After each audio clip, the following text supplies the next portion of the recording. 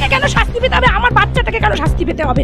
তার পেটের ভাত কেড়েছে, আজকে আমার একটা 1.5 বছরের বাচ্চা আছে, তার পেটের ভাত কেড়েছে, আমার পেটের ভাত কেড়েছে। কেন কি করে ভাবতে পারছেন? একবারও ভাবতে পারছেন না। কারণ হচ্ছে আমাদের সংবিধান এখন রাজনীতির দোলাচলে চলছে। আমাদের সংবিধানে এখন আমাদের নিয়ে রাজনীতি করবে, কিন্তু আমার পেটের ভাতটা তো হজম হবে না, আমার তো পেট কেউ দিয়ে যাবে না 2 পয়সা। আজকে আমাদের এইরকম রাস্তায় ফেলে দিয়ে আজকে আমরা কোথায়? আমার একটাই প্রশ্ন সরকারের কাছে, এই দেশের কাছে, এই রাজ্যের কাছে, এই আমাদের পুরো দেশের কাছে, আমাদের দেশে সত্যি বিচার ব্যবস্থা আছে? আমাদের দেশের সুপ্রিম কোর্টকে আজকে ধিক্কার, সুপ্রিম কোর্টকে আজকে ধিক্কার জানাই, ধিক্কার জানাই, ধিক্কার জানাই যে ন্যায়ের প্রতিষ্ঠা করতে পারেনি উনি। যারা ন্যায় করেছেন তাদের জাজমেন্ট উনি দিতে পারেন। হাইকোর্ট অনেকদিন আগেই নির্দেশ দিয়েছিল যে প্রায় 26,000 চাকরিদের, অর্থাৎ 2016 সালের এসএসসির যে প্যানেল, সেই প্যানেলটা বাতিল করে দেবেন। প্রায় 26,000 জনের চাকরির নির্দেশ হাইকোর্ট দিয়েছিল। সেই রায়কে চ্যালেঞ্জ করে চাকরিহারারা এবং রাজ্য সরকার পৌঁছেছিল সুপ্রিম কোর্টে। আজকে সেই রায় বেরোলো এবং সেই রায়ে চাকরি যারা ভেবেছিল যে তাদের চাকরি থাকবে, তারা তো কোনো দুর্নীতি করেননি, কিন্তু তারাও আজকে চোখের জলে তাদের দিন যাপন করছেন, কারণ তাদেরও চাকরি চলে গেল। সুপ্রিম কোর্ট নির্দেশ দিয়েছে যে এই যে পুরো প্যানেলটা, অর্থাৎ 2016 সালের যে এসএসসির প্যানেল, সেটাকে বাতিল করে দেওয়া হলো। প্রায় 26,000 অর্থাৎ 25,553 জনের চাকরি বাতিল হয়ে গেল।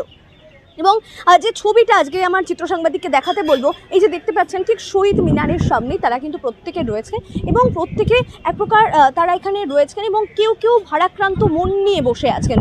প্রত্যেকেই রয়েছেন ভারাক্রান্ত মনে এবং কেউ কেউ তারা কাঁদছেন, ভাবছেন এবার পরবর্তী তাদের জীবনটা কিভাবে কাটাবেন।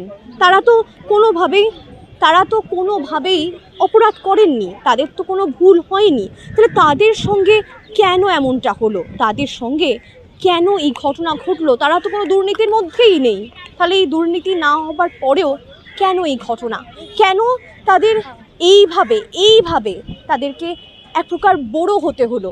এবং অনেকেই যারা চাকরি হারিয়েছেন তারা প্রত্যেকেই কিন্তু একটাই দাবি করছেন, যেটা তারা বিচার ব্যবস্থার উপর কোনোভাবেই তাদের ভরসা নেই, কিন্তু তারা মূলত যে দাবিটা করছেন যে তারা রাজ্য সরকারের তুরুপের তাস, তারা বড় হয়ে গেছেন, এমনটাই কিন্তু চাকরি হারারা মূলত দাবি করছেন। দেখুন, আমি খুব শর্টে আপনাকে একটা কথাই বলি, যে বিচারটা হয়েছে এর মধ্যে কিন্তু বিচার ব্যবস্থার ওপর কোয়েশ্চেন থেকেই যায় যে বিচার ঠিক হয়নি। আমাদের ভারতবর্ষের বিচার ব্যবস্থা ভেঙে পড়েছে। এদিকে বিচারপতির ঘরে টাকা পাওয়া যাচ্ছে, তাতে কিছু সমস্যা হচ্ছে না, অথচ অন্য কেউ দোষ করছে, চুরি করছে, টাকা নিচ্ছে, টাকা লেনদেন করছে, আর যারা যোগ্যভাবে চাকরি পেয়েছে তাদের ওপর তাদের চাকরি কেড়ে নেওয়া হচ্ছে। এটা কিন্তু ঠিক বিচার হচ্ছে না। বিচার ব্যবস্থার মধ্যে কোয়েশ্চেন মার্ক থেকেই যাচ্ছে, বিচার হচ্ছে না ঠিকঠাক। যে বিষয়টা আপনাকে তারা একটা বিষয় জিজ্ঞাসা করি, যে যখন হাইকোর্টে রায় হয়েছিল তখন কিন্তু বলেছিল যে যারা যোগ্য আর যারা অযোগ্য তাদেরকে কিন্তু আলাদা করার, তারা বলেছিলেন, মধ্যশিক্ষা পর্ষদ বলেছিলেন যে তাদেরকে আলাদা করবেন, এবং তার সপক্ষেই এই যে সুপ্রিম কোর্টের আবারও চ্যালেঞ্জ করে যাওয়া। তাহলে রাজ্য সরকারের ওপরও কি ভরসা আপনাদের এক প্রকার চলে যাচ্ছে? বিচার ব্যবস্থার ওপর তো গেছেই। আপনি নিশ্চয়ই জানবেন এটা স্টেট গভর্নমেন্টের চাকরি, স্টেট গভর্নমেন্টের এদের হত্যাকর্তা বললে হয়। স্টেট গভর্নমেন্ট একটা কমিশন ঠিক করেছে, এটা এসএসসি, যারা টিচার নিয়োগ করে। তো এক্ষেত্রে তারা যদি চুরি করে সেক্ষেত্রে অ্যালিগেশনটা রাজ্য সরকার দিকেও কিন্তু যায়। হ্যাঁ, তো সেক্ষেত্রে রাজ্য সরকারের আরও কড়াভাবে করা উচিত ছিল যে এই জিনিসগুলো ঠিকঠাক হয়নি, তাদের দোষের জন্যই কিন্তু আমাদের এই সমস্যার মধ্যে পড়তে হচ্ছে। আপনাদের পরবর্তী ভাবনা এখন আমরা, আমাদের উপর নেতৃত্ব আছে, তারা ভাবুক কি করবে, তো সেই হিসাবে আমাদের স্টেপ নেওয়া হবে। আপনি বলছেন যে দেশের আইন ব্যবস্থার উপর আপনাদের আর কোনো ভরসা নেই? তো কোনো ভরসা নেই। কারণ হচ্ছে যে কি করে সিজিআই এই অর্ডারটা দিতে পারলো। আজকে আমরা কোনো দুর্নীতি না করেও, আমার আগে পূর্বের কোনো জব নেই, আমি এই জবটাই পেয়েছিলাম এবং আমি এই জবটা স্বচ্ছতার সাথে পেয়েছি, কোনো অন্যায় করে পাইনি, দুর্নীতি করে আশ্রয় নিয়ে পাইনি। তাহলে এইটা কী ধরনের জাজমেন্ট যে যাদের পুরনো চাকরি আছে তারা তাদের চাকরিতে ফেরত পেতে পারবে? তাহলে আমি অন্যায় না করে আমার সাথে কেন অন্যায় করা হলো? তার বিচারটা আমি কার কাছে চাইবো? সুপ্রিম কোর্টের কাছে, আমাদের পার্লামেন্টের কাছে, আমাদের সংবিধানের কাছে? তাহলে এর তো সমস্ত তো ভেঙে পড়েছে। সবই তো রাজনৈতিক চক্রান্তের শিকার হচ্ছি আমরা। এটা কি ধরনের জাজমেন্ট যে অযোগ্যরা তারা হচ্ছে গিয়ে টাকা ফেরত দেবে? কই, আমাকে তো টাকা ফেরত দেওয়ার তালিকায় আমি নেই।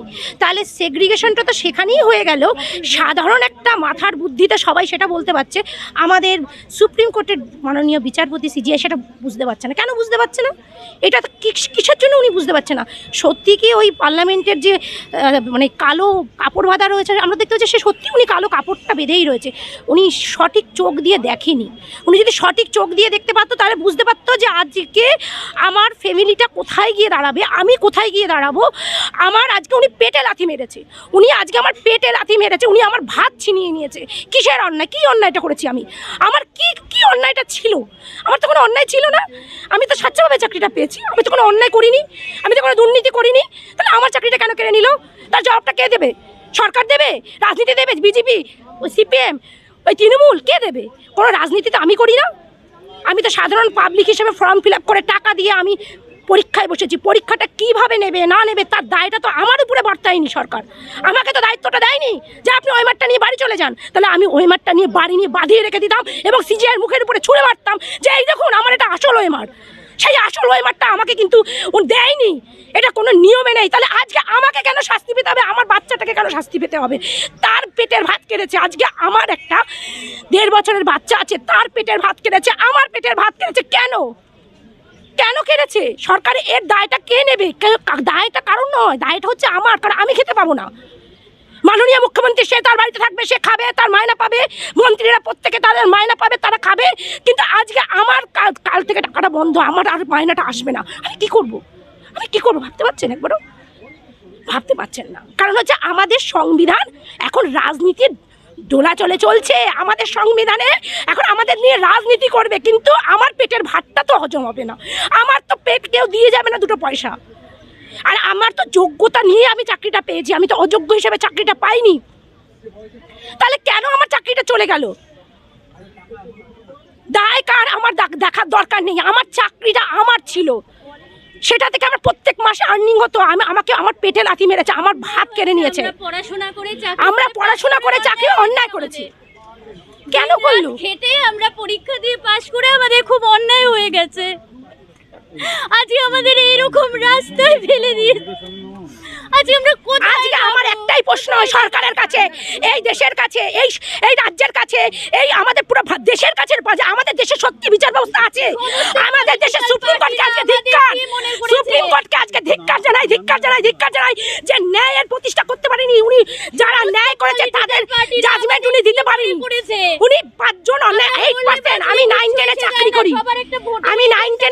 করি, আমার 8% দুর্নীতি হয়েছে। তার আমি সেই দুর্নীতির মধ্যে পড়ি না। তাহলে যে একজন অপরাধী ছাড়া পায় পাক, কিন্তু যাতে নিরপরাধীরা শাস্তি না পায়, এটা আমাদের সংবিধানে লেখা আছে, শুনেছি, পড়েছি, কিন্তু দেখতে তো পাচ্ছি না। সংবিধানে দেখতে পাচ্ছি না, সংবিধানে দেখতে পাচ্ছি না যে কার কাছে বিচার চাইবো। হ্যাঁ, কিচ্ছু দেখতে পাচ্ছি না। কোথায় যাব? দেখতে পাচ্ছি না আমরা। সিজিআই কি মাথা খারাপ হয়ে গেছে ওনার? দেখতে পাচ্ছে না, চোখে বন্ধ যে কাদের বিচার করতে পারছে, যে অন্যায় যে করেছে তাকে শাস্তি দিক। আজকে আমরা কিসের শাস্তি পেলাম? আমার কোনো পূর্বের চাকরি নেই, আমার কিছু পিছনে ফিরে পাবো না, আমার দেওয়ালে পিঠ থেকে গেছে, আমার চাকরিটা চলে গেছে। এই যে রায়, দুঃখজনক রায়, এবং আপনি বলছেন যে এই খেলা আপনাদের শেষ হয়ে যায়নি। 26-এর আপনাদের লড়াই, হ্যাঁ আমাদের লড়াইয়ের কথা বলি না, যে যারা চেয়েছিল সবার চাকরি চলে যাক তাদের শেষ হয়নি। দেখুন, আমাদের তো আর নতুন করে কিছু বলার নেই। দেখুন, আমাদের যেটুকু করার, আমরা তথ্য প্রমাণ নিয়ে হাইকোর্টে আমরা পার্টি ছিলাম না, সেখানে আমাদের চাকরি চলে গিয়েছিল পার্টি না থাকা অবস্থায়। তো তারপরে আমরা ভেবেছিলাম যে সুপ্রিম কোর্ট থেকে বোধহয় আমরা ন্যায় বিচার পাবো। সেখানে আমরা পার্টি হয়েছিলাম, আমাদের পক্ষে যে সমস্ত তথ্য প্রমাণ ছিল সেগুলো আমরা সুপ্রিম কোর্টে জমা দিয়েছিলাম। সর্বোপরি যখন সিবিআই এভিডেভিট আকারে জমা দিয়েছিল যে এই এতজন 8,000 সামথিং, সেখানটার লিস্ট দেওয়া হয়েছিল যে এরা ইলিগালি রিক্রুটমেন্ট বলে সিবিআই প্রমাণ পেয়েছে। তো তখন আমরা ভরসা পেয়েছিলাম যে আইন তো বা আদালত তো তথ্যের ভিত্তিতে চলে। তো সেখানে কিন্তু যখন ভারতবর্ষের সর্বোচ্চ তদন্তকারী সংস্থা যখন বলছে, এভিডেভিট আকারে সুপ্রিম কোর্টে জমা দিচ্ছে যে এই কজন ইলিগালি রিক্রুট হয়েছে, বাকিরা লিগালি হয়েছে, তো তখন একটা ভরসা হয়েছিল। কিন্তু তারপরে যেভাবে সবগুলো নস্যাৎ করে দেওয়া হলো, আর 26-এর ইলেকশনও যেভাবে রায় বেরোনোর আগে কিছু মানুষজন তাদের রাজনৈতিক মঞ্চ থেকে বলেছিল যে 1 সপ্তাহ পরে কলকাতা হাইকোর্টে বোমা ফাটবে, কেউ বলেছিল কিছু লোকের 26,000 জনের জীবনে অন্ধকার নেমে আসবে আর তাদের জীবনে আলো আসবে না। এটা যেন তার পুনরাবৃত্তি দেখলাম। আমরা তো দাবার বোর্ডে এখন, আমাদের তো কিছু করার নেই। আপনাদের পরবর্তীতে ভাবনাটা এখন কি? আমাদের কোনো ভাবনাই নেই। আমরা এখন আর কি বলবো বলুন তো, কোনো পর্যায়েই নেই। না আমাদের কথার দাম আছে, না আমাদের দেখুন, একটা ডেমোক্রেসিতে আপনার প্রোটেকশন কে দেবে? ধরুন এখানে আমি আপনাকে ধরে দিলাম, প্রোটেকশন দেবে আইন। আপনাকে আমি পেটাইনি, আপনি আমাকে পিটিয়েছেন। তো তখন আপনাকে আরেকজন এসে জিজ্ঞেস করছে আপনার ভাবনাটা কি, বলুন আপনি কি বলেন? আমি কোনো দোষী করিনি, সর্বোচ্চ তদন্ত সমাপ্তি কোনো সাজা আমার। হাইকোর্ট যেটা করেছিল, যারা টেন্টেড তথাকথিত, যে যাদেরকে সিবিআই লিস্টেড করেছিল তাদেরকে স্যালারি ফেরত দেওয়ার কথা বলা হয়েছিল। আমাদের কিন্তু কখনো ভরসা যে আমার বিরুদ্ধে ফেনি বলেই তো স্যালারি ফেরত দিতে বলা হয়নি। তো আমি ভেবেছিলাম তাহলে বোধহয় হয়তো ন্যায় বিচার পাবো। সুপ্রিম কোর্ট সেটাই কপি করেছে। চাকরি তো গেল, পরবর্তী কি পদক্ষেপ হবে, কিভাবে সংসার চলবে? রাজ্যের মুখ্যমন্ত্রী মমতা বন্দ্যোপাধ্যায়ের তার জীবন চলছে, যার বিচারপতিরা রয়েছেন তাদের জীবন চলবে, কিন্তু যারা চাকরি হারালো তাদের কিভাবে জীবন চলবে এটাই কিন্তু প্রশ্ন করছেন প্রত্যেকে। তারা দাবি তুলছেন যে তাদের ঠিক কি হবে, কিভাবে চলবে তাদের জীবন, এটাই মূলত তাদের দাবি। এবং তারা প্রত্যেকে কাঁদছেন যে আমি তো কোনো দোষ করিনি, তাহলে কেন সাজা পেলাম? এই দাবিটাই প্রত্যেকটি যারা চাকরি হারিয়েছেন তাদের প্রত্যেকের দাবি। এবং যারা এতদিন ধরে চাকরি করছিলেন, অর্থাৎ যারা শিক্ষক শিক্ষিকা ছিলেন, তাদের প্রত্যেকে একটা দাবি যে তাহলে এবার কি রাজ্য সরকারের যারা চাকরি পান, যে শিক্ষক শিক্ষিকারা রাজ্য সরকারের স্কুলে তারা পড়ান, তাদের ওপর কি আর কোনোভাবে সাধারণ মানুষ ভরসা করতে পারবে? এই প্রশ্নটাই কিন্তু তারা মূলত তুলছেন। ক্যামেরায় রোহিতের সঙ্গে মৌমিতার রিপোর্ট, নিউজ UNI কলকাতা। आप देख रहे हैं न्यूज UNI।